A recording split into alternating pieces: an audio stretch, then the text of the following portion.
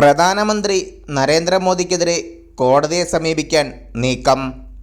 വനിതാ സംവരണ ഭേദഗതി ബിൽ പാർലമെൻറ്റിൽ പരാജയപ്പെട്ട സാഹചര്യത്തിൽ പ്രധാനമന്ത്രി നരേന്ദ്രമോദി രാജ്യത്തോട് നടത്തിയ അഭിസംബോധനയ്ക്കെതിരെ പരാതി നൽകിയതിൽ തീരുമാനമെടുക്കാതെ തെരഞ്ഞെടുപ്പ് കമ്മീഷൻ.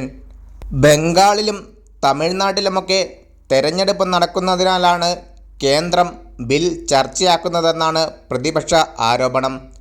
പരാതിയിൽ തെരഞ്ഞെടുപ്പ് കമ്മീഷൻ നടപടി സ്വീകരിച്ചില്ലെങ്കിൽ കോടതിയെ സമീപിക്കാനാണ് ഇടത് നേതാക്കളുടെ നീക്കം.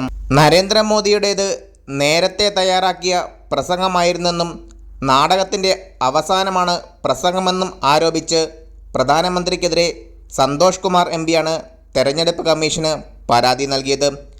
ഔദ്യോഗിക മാധ്യമങ്ങൾ ദുരുപയോഗം ചെയ്താണ് പ്രസംഗം നടത്തിയത്. പ്രധാനമന്ത്രിയുടേത് ഗുരുതര പെരുമാറ്റച്ചട്ട ലംഘനമാണ്. അന്വേഷണം നടത്തി ആവശ്യമായ നടപടിയെടുക്കണമെന്നാണ് പരാതിയിൽ ആവശ്യപ്പെട്ടത്.